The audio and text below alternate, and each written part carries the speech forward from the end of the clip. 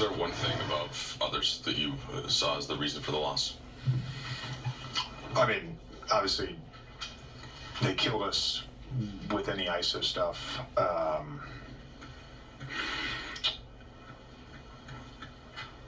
We talked this morning just about not giving up ISO threes.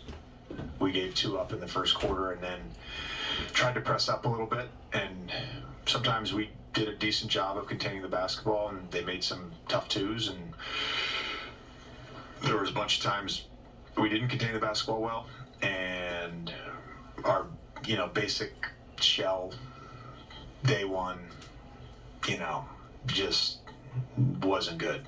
Low man wasn't there. If he was there, the weak side rotation wasn't there.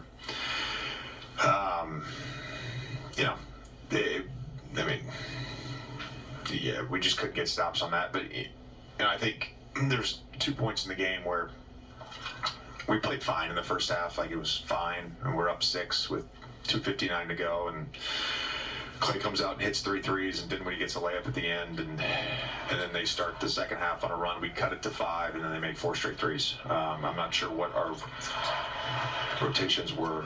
I'd never seen us try to execute what we were doing. I haven't watched the film yet. I just watching it live and talking to the assistants who did watch it on film. We're not sure what was going on with the shift positioning and the rotations. I've never seen it before. That second stretch, I think it was Hardy that hits 3 from kind of the same spot. Is that what you're talking about? Yeah, they hit another one on the right side. Yeah, what should the coverage be on those types of plays? Like when Hardy looked like he was pretty open. Well, so there's 2 things that you can do, and one is you stay with your own man. So they were trying to lift AD and have him be the high guy, and then they would cut him out of there. So you can obviously stay with your own, and the next guy becomes the shift guy, or you can just zone up and you take cutters. We did neither. I'm not sure. I've never seen that coverage before. So,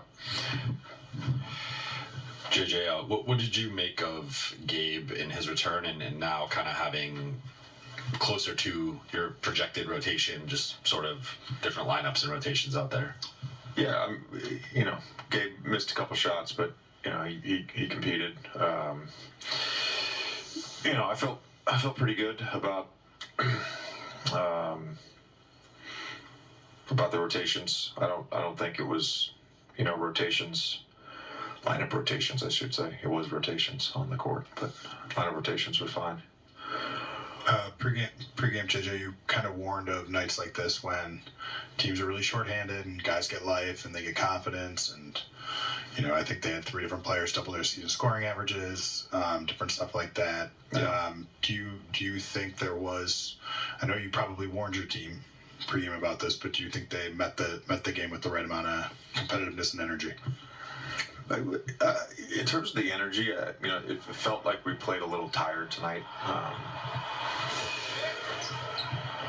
I don't think it was a competitive level. I think it more, they were the tougher team and kind of dictated the game to us versus vice versa. And sometimes the sort of lack of shot making can kind of affect you and your spirit. I think we were 8 for 16 at the rim in the first half, and whatever we were from 3, 5 for 19, something bad. When you're on the road and the other team's banging threes, it can be a little deflating to the overall energy, I guess. Do you think the missed layups in particular? Did you sense that in watching your guys, like kind of seeing like heads hang, slower? I think it's just natural. If you miss a layup, you get a little bit down in the moment, but I just think the overall effect of that, and then at times they stalled us out a little bit, but we weren't good on either side of the ball tonight. Lakers are back home on Thursday to take on the Charlotte Hornets.